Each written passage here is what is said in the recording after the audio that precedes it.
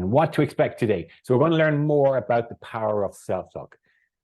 For something we do inside our own heads, I can't really think of anything more fundamental to our experience than our self-talk. When we put meaning, so big picture thinking here is you don't see the way things are.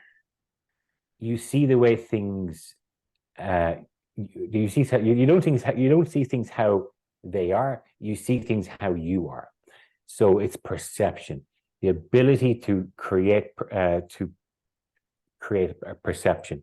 We all have this amazing ability to filter reality. We have an experience and we run it through these unconscious filters and we give it a perception. We give it meaning. And from that meaning, it's the meaning we give our experience that has the impact on us. And then that creates memory, that creates an experience, and that creates these rules, beliefs, values, etc., that we learn to live by. So self-talk is the kind of the means with which the minds make sense of things. So how we choose to talk about things or change that can be very powerful. So we have inside that self-talk, we have this thing called the inner critic. There's a famous book on this context called Taming the Inner Gremlin. So I sometimes refer to the inner critic as the inner gremlin. Great book, by the way, and I've recommended that to a lot of clients, which they've taken a lot from it. I have a copy here beside me. So this webinar is about, I've kind of tweaked a system, I tweaked a 5-stage process. And I think the most powerful thing we can do is we can take control over that inner critic and transform it from the inner critic into your inner coach. Because we'll realize soon that this inner critic we all have, this inner gremlin, that sometimes can be just a nasty old bugger, it's actually trying to help you. So we're going to learn about that and utilize that kind of knowledge to be able to reframe it and to tame it and to train it to become into more of a coach. So I love this story, and I shared it the last time I did the webinar, and it went down very well. So the Battle of the Two Wolves. This is a beautiful short story from the Native American traditions, one of the tribe. I'm not sure which tribe it came from, but the story goes that there's an old elder, and he's sitting by a campfire. Whoops, knocked my light. And he's looking into the fire, and he's got this worried look on his face. And his grandson comes up to him and says, "Well, grandfather, what's wrong?" And he says, "Oh, there's a great battle going on inside me." Son, "Oh," says the son, "wow." And he goes, "That battle is between two wolves. One of those wolves is an evil wolf, and he's the wolf of greed, of anger, of judgment, of blame, and all of the negative forces inside me. The other wolf is the white wolf, and that's the good wolf. And the good wolf is the wolf of loyalty, of courage, bravery, of compassion, empathy, and generosity, and all of the positive forces within me. And everybody else is also having this battle within." "Ooh," said the kid. So thought the kid. And after a while, he says, "And who's going to win, grandfather?" "Ah," he said, the wolf that I choose to feed." So this webinar really is about helping to tame that black wolf and train it, and really start to adopting more of the white wolf within. So I want to share a little bit of feedback with you all, because this is actually kind of I'm running the same theme this month, because last month my numbers were low. My recording didn't work, and the feedback was fantastic. And I know it's such a really transformative piece from the work that they do. So I know I'm going to run it again, and I didn't get it done before this month came along, so I'm running it now instead. So here's what I got from someone who attended the last webinar on the two wolves and this talk and the self-talk. Really wanted to thank you for today's webinar. I'm not exaggerating when I call it revolutionary. The Native American folk story you shared shed so much light on the truth that there are these two sides to us. We have our gifts and talents and virtues, but there is also the shadow. I hadn't dared to accept that until your talk today. I've already started to employ the 5-step process this morning, and it's been so helpful. So that's what we're going to learn today. Whenever I've made mistakes in the past, I felt abandoned in the sea of negativity, in part because I hadn't fully accepted this part of myself. But today was my script to first tell myself repeatedly, it's okay. Then explain to myself how we're going to work it out, the situation from now on. So she says, this was gold. It's a shame that all the folks that joined last time didn't register. This was gold. So this one of the prompts is, okay, let's run this webinar again, get the recording for those who couldn't make it live, and give others a chance who couldn't make it last time. So here we are.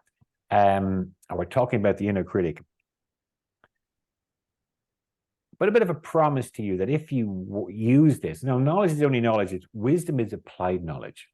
So when we apply knowledge, we can get life experience and wisdom from it. That's what I'm really encouraging you all to do. So a little bit about this inner critic. So the inner critic, the inner gremlin, it's fear-based. It's really what it's trying to do is trying to protect you. Does anyone want to share? If you're on this call, you're probably aware of your inner critic, your negative self-talk.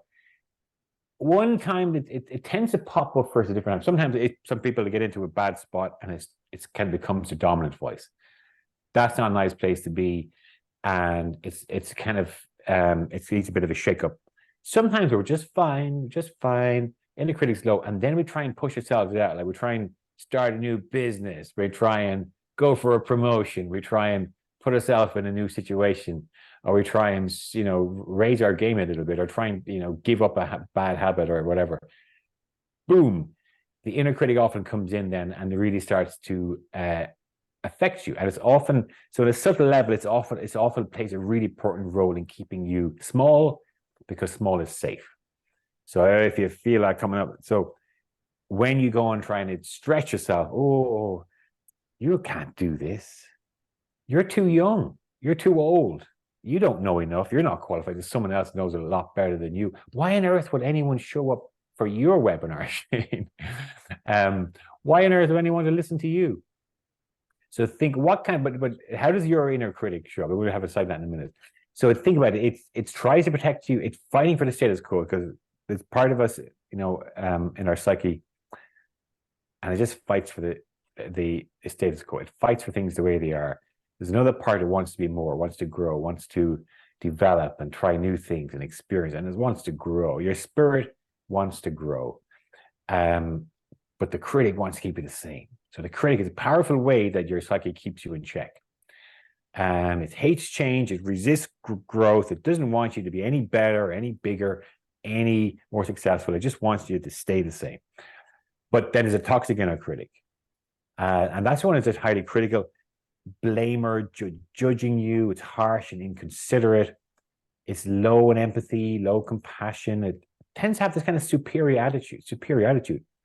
Like, so that's someone else in here. So it has this superior kind of attitude. It often, the inner critic, it often has kind of established itself somehow on an inner throne, and it thinks it can just talk to us in ways that put us down, make us feel small, without ever getting challenged. So a big part of today is learning, and this inner critic, and it's probably, we all have an inner critic, if it's gotten out of hand or if it's not under control, it probably has been given free rein. It probably might have never been checked. So just get to know that inner critic is important. The first step in a lot of the change work I do in mindset is raising awareness. And to do that, raising your awareness now, what does your inner critic sound like? And I'd love if anybody wants to share by chat, what does your inner critic sound like? Oh, sorry, there is. Yeah, no, it's just, just popping anything at all that your inner critic said. You can keep the private stuff out, but I actually, is a very successful man, Mind Valley. What's his name again? He runs a huge business, and I just heard him on a talk yesterday, and he was talking about Instagram, and he only went in on Instagram a few years ago, and he was talking to Jay Shetty, and it was him who encouraged him to start. So he started, but he said, "I'm too old for this. I'm too old for social media. I can't start now. I had a similar story. I said, okay, not my thing. So the you're too old would be one. You're not good enough. You're too procrastination. Thanks, regrets about. Oh yeah. Okay. So parenting one. Whoa, especially mother. Whoa, they talk about the mother's guilt. I'm a terrible mom. My wife sometimes beats herself up a lot around those kind of things. So getting to know, yeah, the hot spots. You have your own hot spots. For someone it might be parenting, for someone it might be business, for someone it might be performance. What does your inner critic sound like? When I'm talking, a lot of my people I speak to, I spend a lot of time with coaches, and we tend to have done more work than most in this. But a lot of people haven't really tuned into that voice. It's playing around the background. So a nice thing to start is just becoming more aware of that. And how does it show up for you? When you can catch those negative dialogue, the negative statements inside your head, you're going to be they're going to put you in a place where you can do something about it. So how does it show up for you? Now, another question. How does it affect you?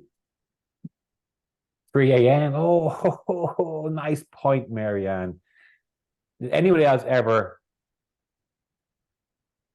People are staring and judging me. Does anyone else have that 3 a.m.? It's a hard mind to be with, your 3 a.m. mind, if you've been woken up and you've got a little bit of anxiety. Whatever a small thing was in your mind going to bed has now become a monster. One of my rules of thumb in coaching is to try and kill the monster when it's a baby.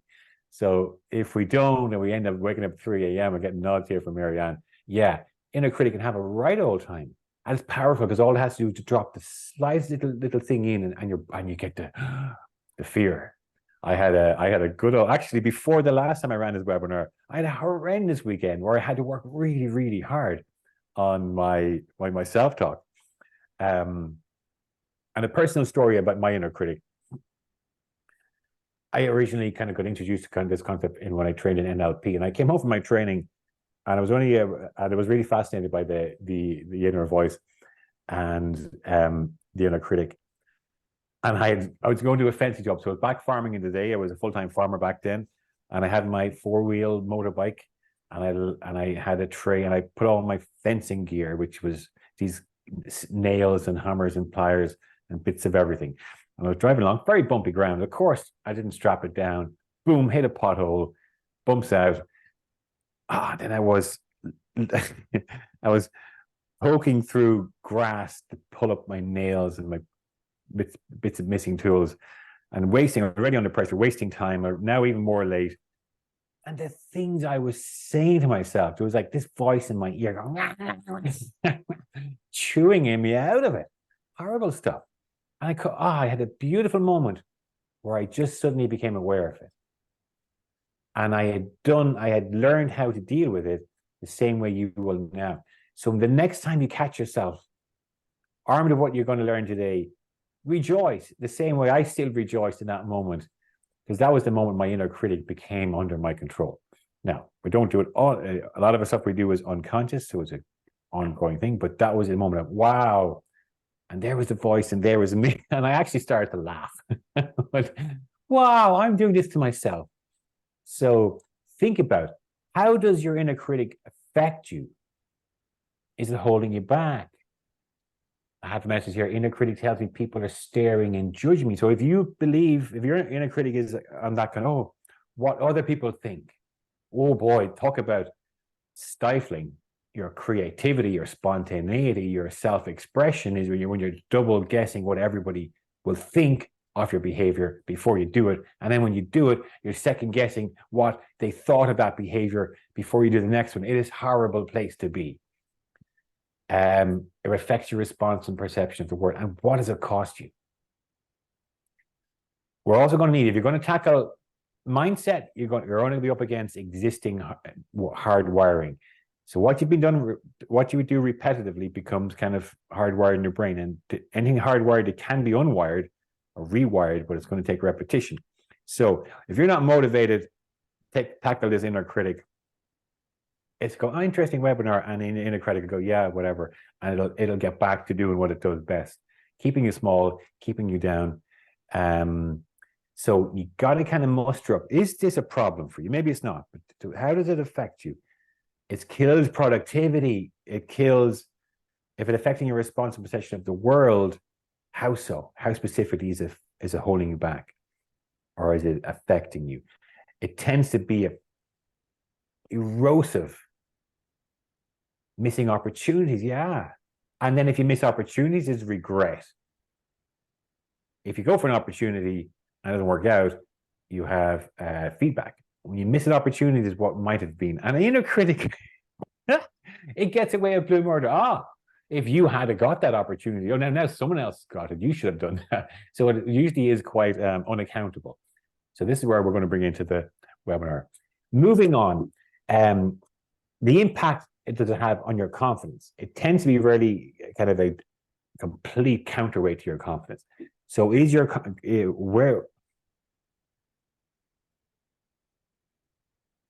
where's your confidence right now? Could it be higher? Is your inner critic keeping you in check? What about success? Has it held you back in the past? I spoke to someone recently in a call. Oh yeah, she's decided to enroll with me. And she turned down a dream job. And now she's going to go for it again. She determined it was the wrong choice, and now she's going to go for it again. And I highly commend her for that. Inner critics come in and they can start becoming our inner voice.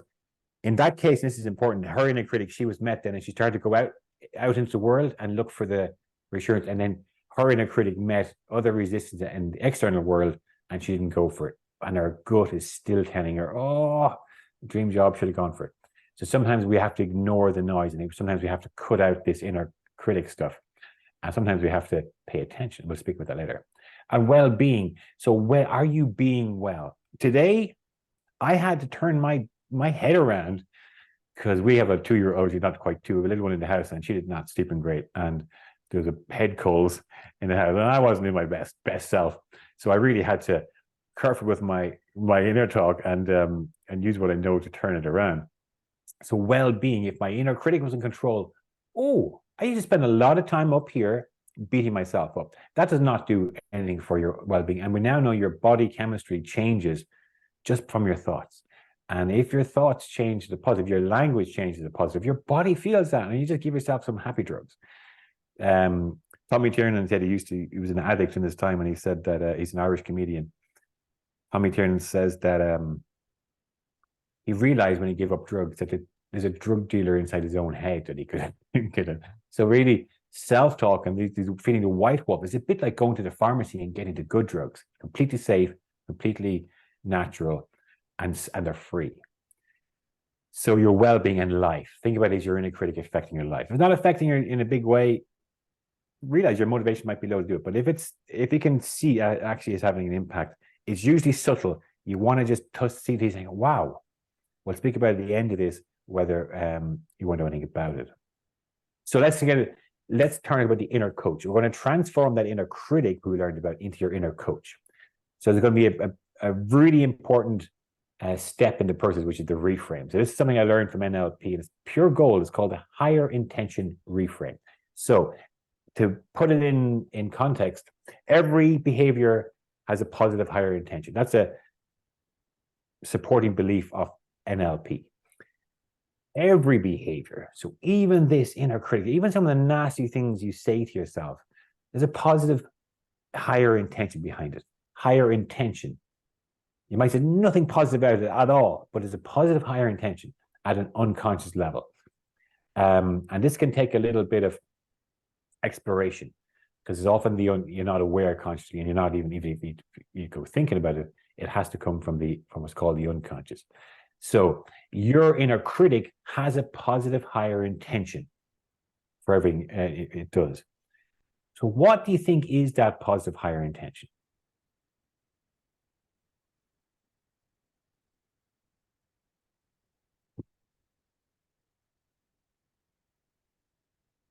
What do you think is the positive higher intention of you? Keep you safe. Good, Orla. Make you reflect. Yeah, you don't want to be too, perhaps. I would add in that it's a really good time to stop you being too impulsive. To say, for example, impulse buying. If we all had out into the world with the amount of things on offer, we might just buy all things and then stop and then regret. So it gives you time to reflect.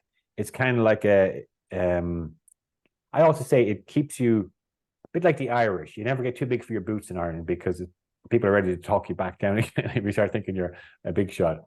So it kind of keeps a cap on your enthusiasm, perhaps your self confidence. If it comes, we don't want it becoming arrogance.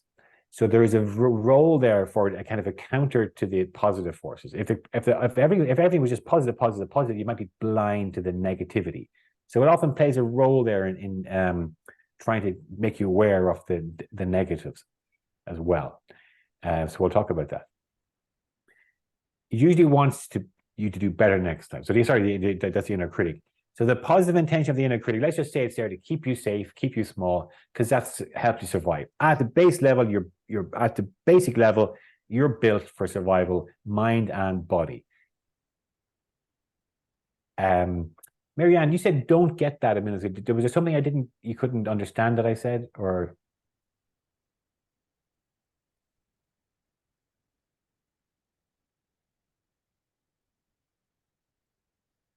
Oh, sorry, that was the wrong. Rob says helps us fit into social circles. So it does give you a kind of a counter. It's kind of an artificial.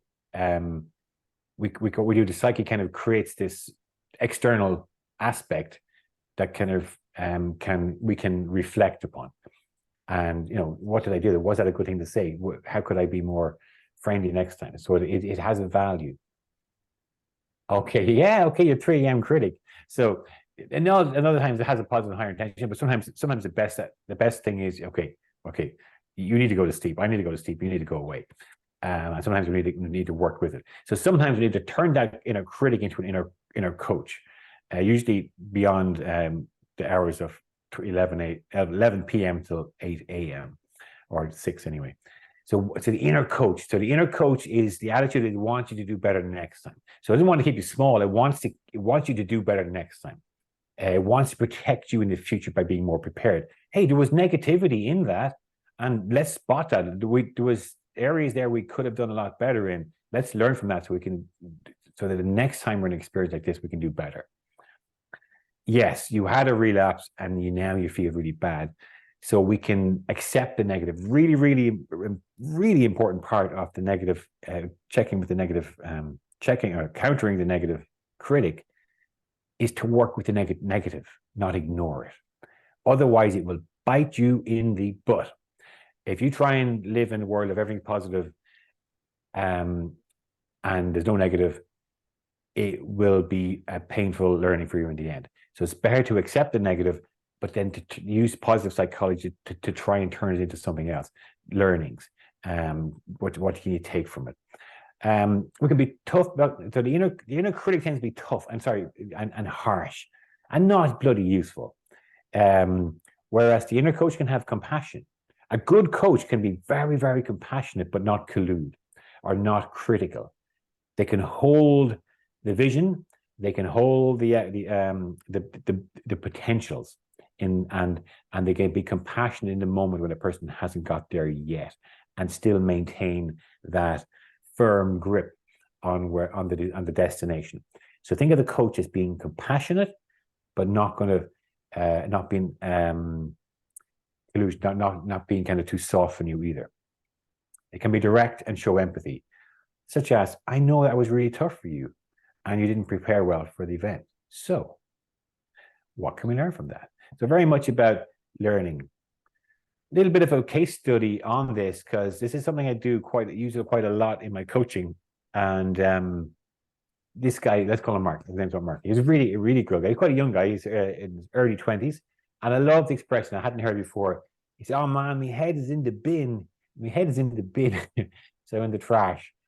He, despite being young, good looking, athletic, good, very sporty, good job, intelligent, he was sad, depressed, isolating himself. His relationship was really suffering. Severe, crippling self-doubt, despite what would appear all of the things, to be at that age that would really stand to you. And there was a real lot. He was a love for sport. He'd lost his love for sport, but he was beating himself up big time with his inner critic. So we did different things. We worked for over 2 months, and he did a lot of work on the inner critic. And his focus tended to be on the negative rather than on the positive. So the inner critic will often spend so much time focusing on a little bit of negativity.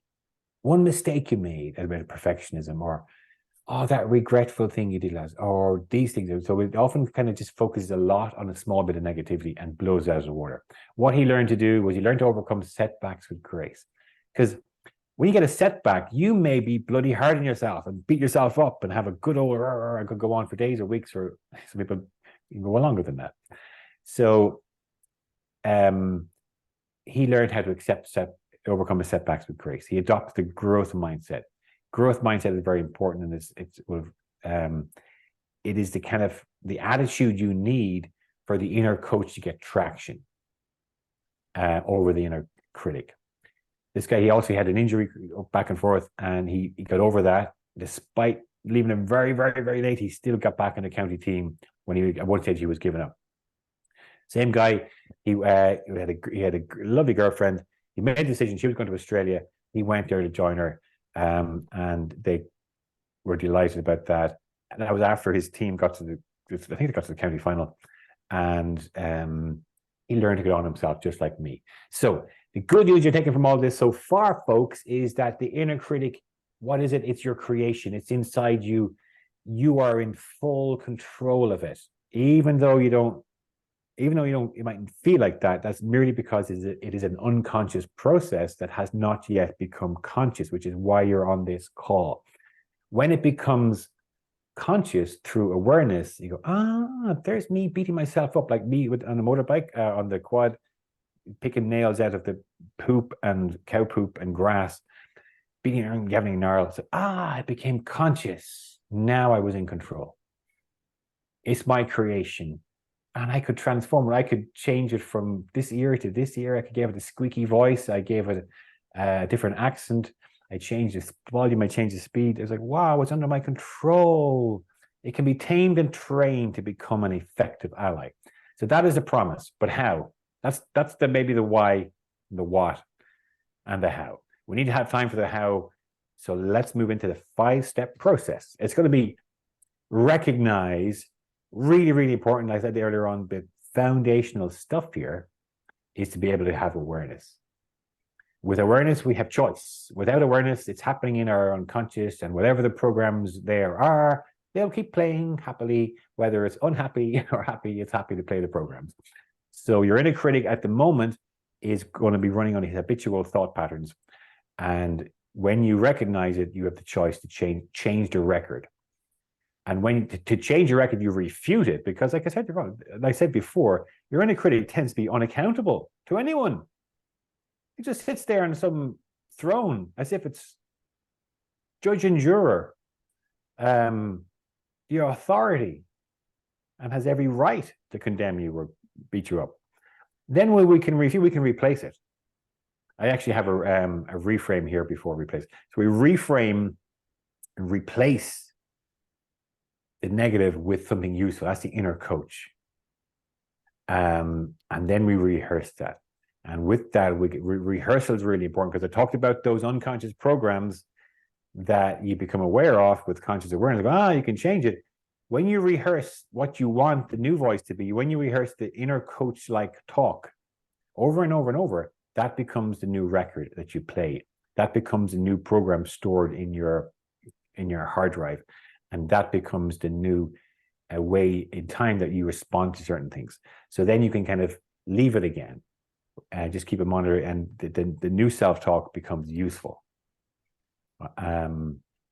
So that is the goal, and that takes time. It takes repetition. But hey, you're going to be talking to yourself in your mind anyway. You might as well use it constructively, in my opinion. So let's focus on recognition. The first step is to recognize and become aware of your negative self-talk. Kind of did a mini exercise earlier on that, but nice thing to do is you're going to try and catch yourself in the moment. So just try and think about a previous challenge you've had recently, or maybe it was a big one and it wasn't recently, where you felt like it didn't go well and you beat yourself up a little bit afterwards, or maybe a lot. Just give yourself a moment to, what does this sound like? Can you get a sense of how you criticize yourself? Voice, you might get a sense of where the voice is coming from. Is it in front of you? Yes, to the side, up, down, left, right. Is it a slow voice, fast voice, loud voice, or a quiet voice? Be curious. Really wanted to recognize. You got to be really curious here. So you want to, and then critical thing I put in here is zero judgment. Absolutely critical to recognize your self-talk. You just recognize it. It's like, there it is. It's like watching the river flow, watching the water flow down the river. You're not judging it. You're not analyzing it. You're not interpreting it. You're just recognizing it. That is amazing. Next thing on for any kind of thing is like, you give yourself some metaphorical clap in the back. I just caught myself. I just recognized my inner critic because now I'm in control. That's the kind of attitude you want. It's like, okay. So pay attention to the self-talk and the unhelpful thoughts that pop into your mind. And then you get to know when you're in the gremlin is speaking. So that's the idea of recognizing, being able to catch yourself in the moment going,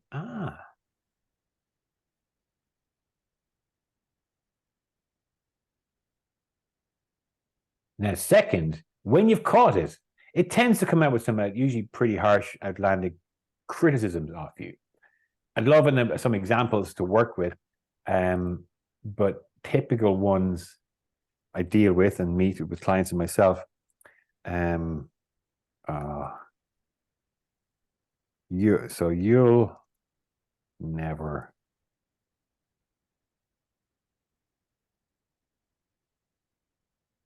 make it.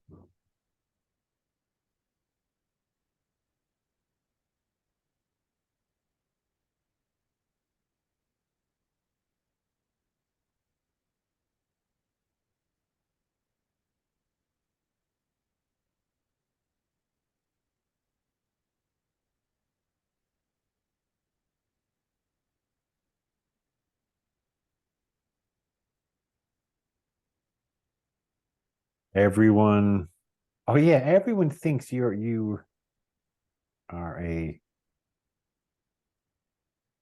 or everyone will think you're a failure. Anything at all here. When you recognize it, you've got a statement. So I'd love to work with a statement and we'll try and refuse it. If anyone has a common statement you want to share, put it in the chat box there. So my attitude when it comes to the refute, never based on facts. Good, okay, this is the fun we have, because all we're going to do is, okay, right, you've got you're a critic, you have something important to say here. What is it? Okay, you're saying that I never do anything right. Okay, so my attitude is bring it to a court of law and or what they call in America, get lawyered up. Lawyer up and take him to the court of law, because his chance, if I don't do this perfectly, it's not worth doing it all. Beautiful statement from Rob, who obviously has a touch of perfectionism or knows someone who does. If I don't do it perfectly, it's not worth doing it all. And then I have a counter that done is better than perfect. That's my inner coach. So refute it. We could refute it. Okay, if you don't do it perfectly, is it not worth doing it all? We can bring it to a court of law. Is there any evidence to suggest that it is worth doing, even though it's not perfect? That's how you might be able to refute something like that.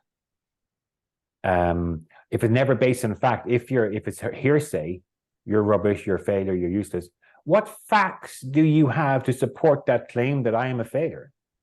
That I'm a complete failure, or I'm useless. You say I'm useless. Okay, is there any look for the counter evidence? Are there, that you get your lawyers to go, well, is there any evidence to suggest I'm not useless? Well, it turns out that Shane actually has a lot of evidence that suggests he's not useless, because look, his shoelaces are done correctly. He's dressed. Look, he holds down a job. He's a self-employed. He's been running his own business for whatever many ever years. He's married. He's got kids. You know, what are your criteria for success? Now you've got it into a kind of a, it's like standing up to the bully. when you refute it, often it loses its, very quickly what happens is you start to dismantle the authority that the critic is coming at. Anybody getting that?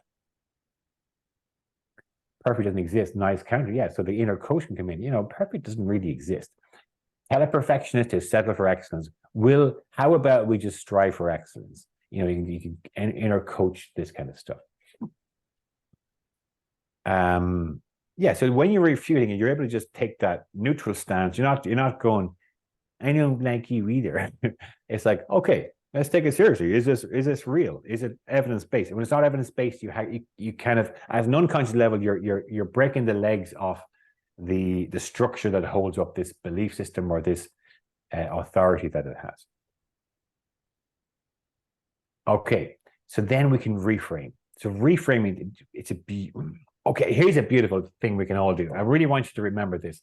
If everybody's got a free hand and a finger, I want you to try something with me. I want you to look up, if you hope you have a ceiling above you, imagine a clock on the ceiling, and I want you to follow the second hand as it's going round in circles. So it's clockwise. The minute hand or the circle.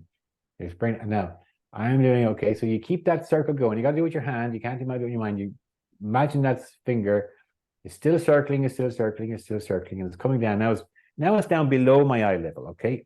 And if you're doing this too, your finger should be below your eye level, going in a circuit, and I'm looking at it. But hey, if I put a clock there, I'm going anti-clockwise. Weird, huh? So I'm going to keep the circle going the same way, still going the same way, still going. I'm going to put it above my eyes, and I got it up there. And now I'm going, wait a minute, it's clockwise. Clockwise? Anti-clockwise. Yet the circle isn't changing. It's perception. So in mindset, so much comes down to how we perceive things. So reframe is just basically our ability to choose a different way of looking at the same thing. So here's a lovely, again, it's from NLP. There is a presupposition, a useful belief of NLP that there is no failure, only feedback. Lovely little, if you just adopt that as your belief system, there's no failure, only feedback. I talked about the growth mindset. This kind of stuff means that, the inner critic will think of failure. The inner coach will go, there's only feedback. So all behavior has a positive intention, like we said. When we know what is the intention of the inner critic, is trying to keep you safe. Okay. So is there any other way you could keep me safe without, you're trying to keep me safe. So when actually you identify, let me just slow this down for a minute. This is really useful. It's called the higher intention reframe. So for the higher intention reframe, you have three main elements. You have the behavior itself. The behavior in this context we're talking about is the inner critic and what it's saying to you. What was the one Rob gave us? If it's not done perfectly, it's not worth doing at all. No procrastination leading there. So that's the behavior. So what is the intention of the behavior? The intention of the behavior might be to do everything perfectly so that we're successful. Okay, great intention. What are the consequences of the behavior? Well, the consequences is I'm procrastinating, or I'm not finishing it. I'm not getting anything finished, or I'm not doing it because I want it to be perfect. And if it's not perfect, it's not worth doing at all. So I'm doing nothing. Okay. So the intention is for you to be successful, but the consequences are you're procrastinating, which you're doing nothing, and you're not being successful. Therefore, when you get to that kind of the discrepancy, a misalignment between intention, behavior, and results or consequences, the unconscious goes, oh yeah, you caught me out there. So when you can replay that back to your inner critic, okay, so you're beating me up, you're giving me a hard time, you're criticizing me, and your intention there is to keep me small, because keeping me small keeps me safe, and the intention of keeping me safe is to be happy. Okay, see. Well, here's the problem, is you beating me up, talking to me like that, it actually makes you feel crap.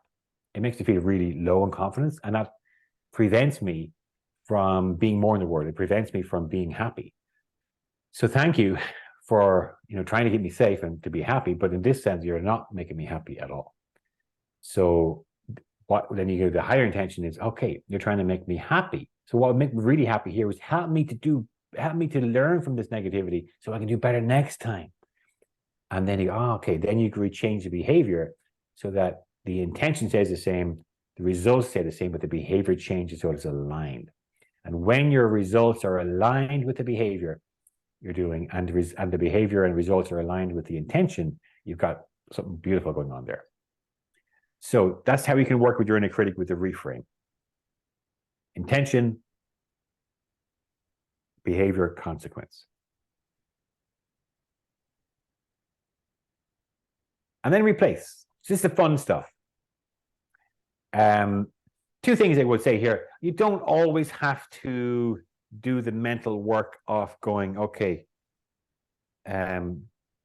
challenging the critic, getting the language, refuting the language, refuting the statement, and then changing it around. Sometimes what you're dealing with here, you have a program running, is just your critic has become habitual, and it's just saying things. It just has all these things it can say to you and keep you down. What you can do there is what's a really useful advice is instead would be to have these prepared affirmations, statements, empowering statements of self. Why?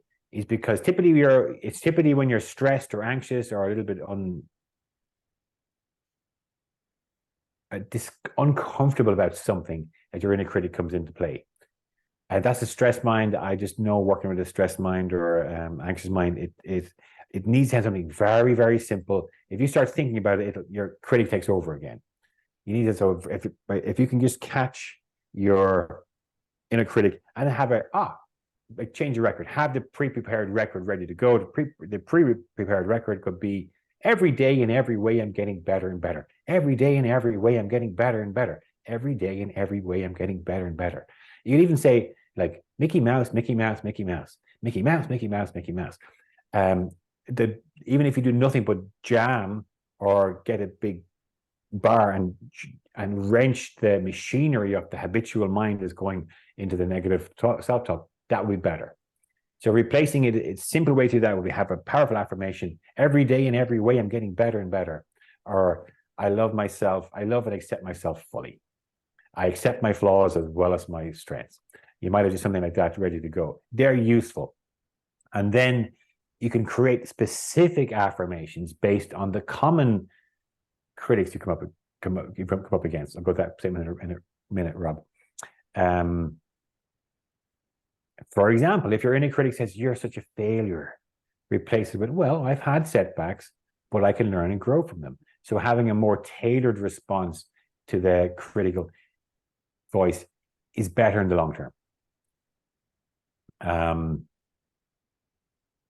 And then it's really important, because if you think you're going to do this on the fly every time, you won't. You've got too many things going on in the day. So doing a bit of this kind of preparation work for this and having some affirmations ready or being aware of your inner critic's top 5 statements this week and working on those can be useful. Here's a nice statement from Rob. Rob's another coach. I have found it useful to ladder beliefs to neutral and then positive. Nice. Because it's hard for some people to go from negative immediately to positive. Yes. Getting to neutral is a much more sustainable approach. The critic rejects going from negative to positive. So nice. A lovely point here from Rob. And it reminds me of someone I'm working with at the moment.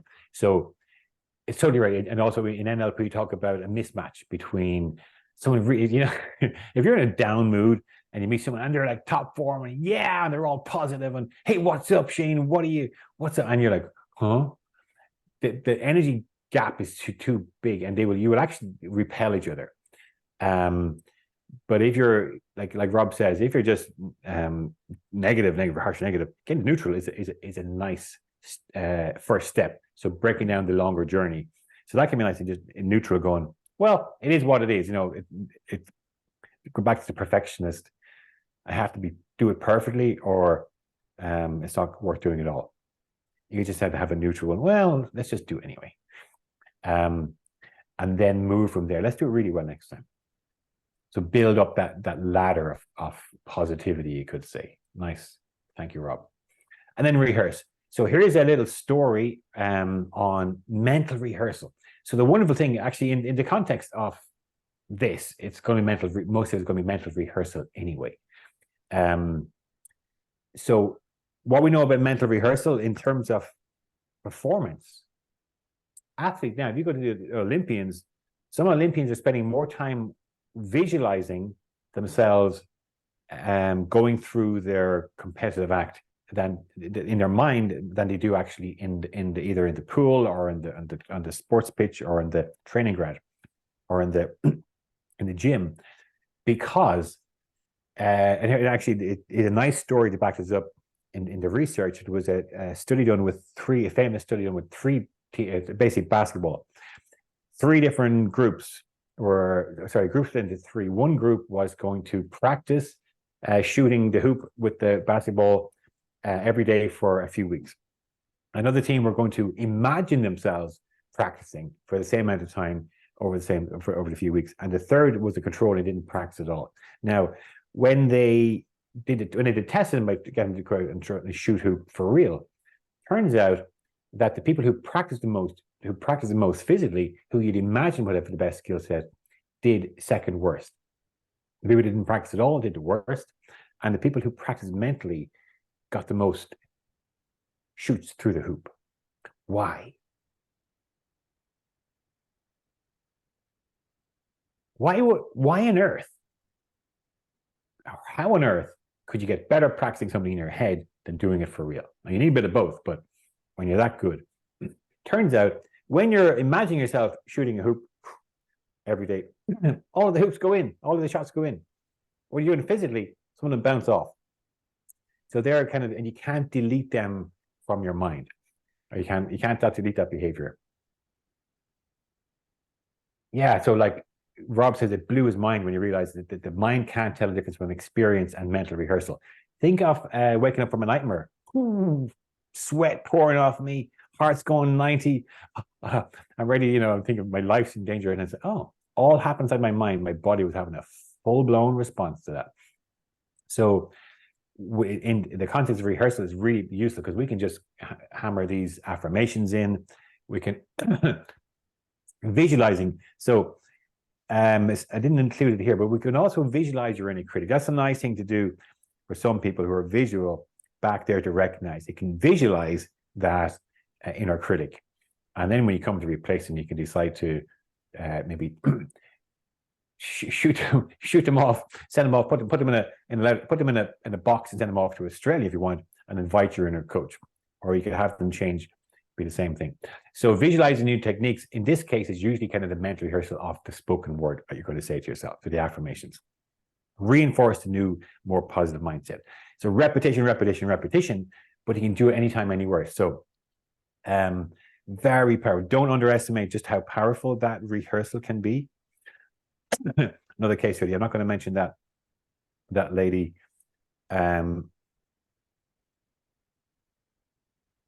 It's an interesting one. Just an emotional leader I worked with. A big thing is, she said that food used to be constantly on my mind, whether I was in a good place or a bad place. A constant battle going on in my mind, in my head, not to give into it. So I work with emotional eaters and binge eaters, and a lot of them have a pretty harsh inner critic to work with. And she says later on, I'm now free of the negative hold it used to have on me. So this comes into lots of different work I do, great in confidence, success. I work with coaches and mentor coaches as well. And when you're becoming a coach, you're a full-time coach, whatever you're doing, you have to step into a new identity. The imposter syndrome comes in. And when imposter syndrome comes in, so does the inner critic to tell us all about it. So now I want you to imagine, everybody, what your life would look like if you tame that inner critic that's having this kind of,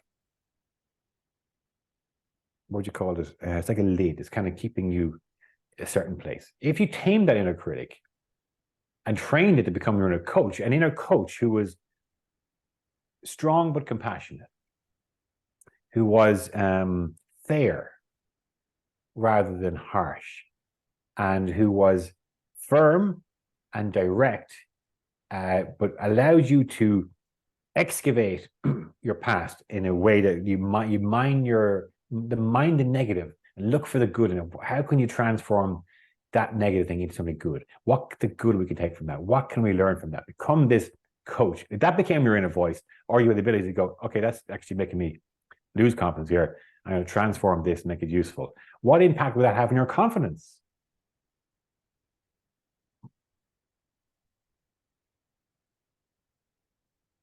Confidence is just a secret sauce. When you've got it, things go well. When you've lost confidence, it's amazing. You start second guessing your own mind. You don't know maybe your own decisions. You think people are thinking things about you that they're not. What about success? Who here recognizes that your inner critic is just fine until you try and push the boat out, try to be a little bit more, try to be more successful, take on a new endeavor, or that the next phase in your growth comes out and it's waiting, but the inner critic says, no, you're not ready, you can't do this, or just distracts you. What about well-being? I just love this work because you're going to spend the same amount of time with yourself anyway. What if you really learn to get on well with yourself? And also, people think that, no, the inner critic, it helps me to be a perfectionist or helps me to blah, blah. We're not taking anything away here. We're making it more effective. So what about the well-being if you're able to perform at a higher level, but enjoy it? A lot of high achievers have a really harsh inner critic and they don't get to enjoy the success in life. So well-being, being well, being able to enjoy your successes, being able to be more graceful with your failures, so that failures, there is no failure, only feedback.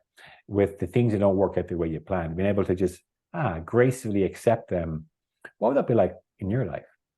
What would your life be like? What is possible? What would your life be like if you tamed that inner critic? Become your inner coach. So any questions at all? Tell me, or any feedback at all from today? I'd rather have a peaceful, positive with my inner. Yes, good. You deserve that. Well done, Marianne. We all deserve that. It's just the mind. My good friend said to me once, it's hard having a head. This is one of the reasons why. One of the big reasons why. So we all deserve and can so easily access, greater well-being, but we have to work for it.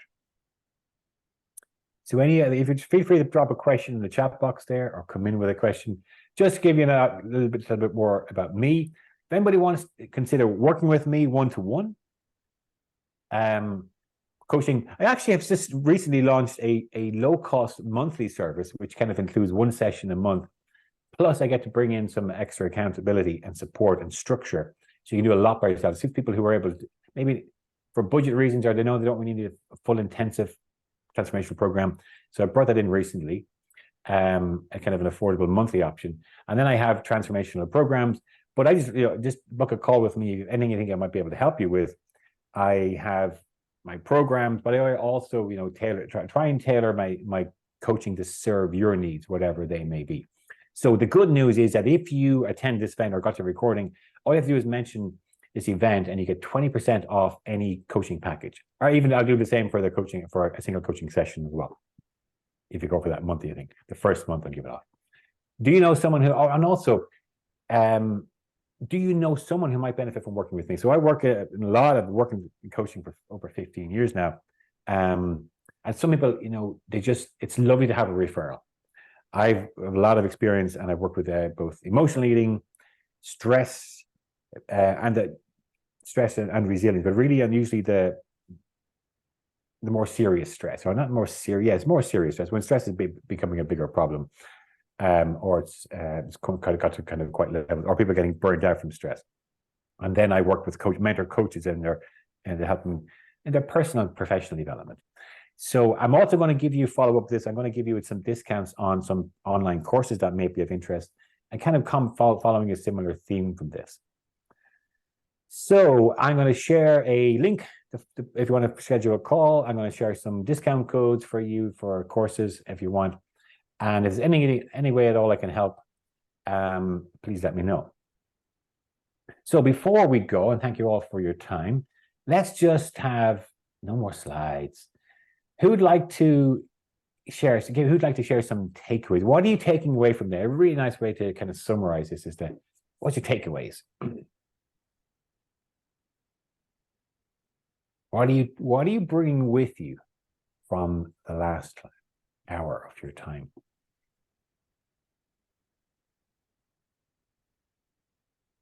I think we're on the hour. If anybody has to go in the hour, it's coming up to the hour anyway. You're welcome to just drop off. And thank you so much. I'll send the recording out.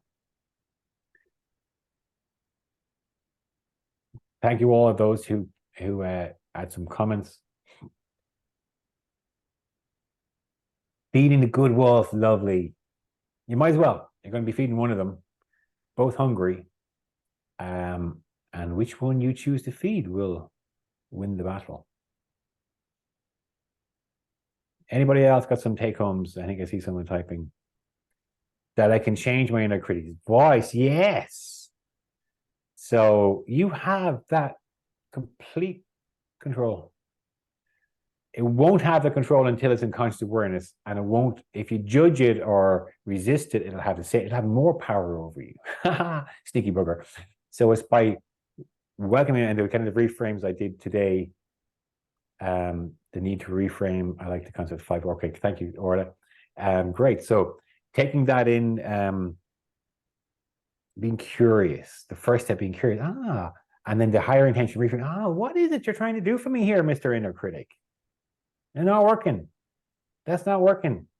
You want me to be more, okay, now I get you. Now I understand what you're trying to do here. But let me help you. Let me coach you a bit. You coach your critic to be a better coach.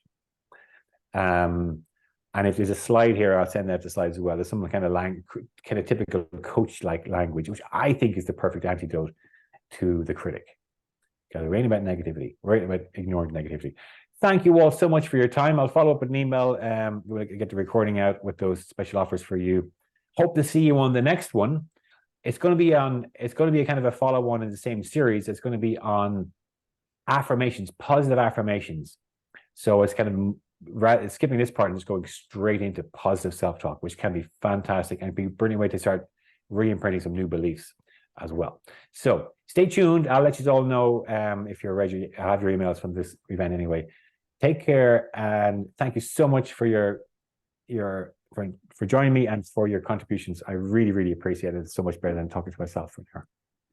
Thank you all. Have a great evening. Bye-bye.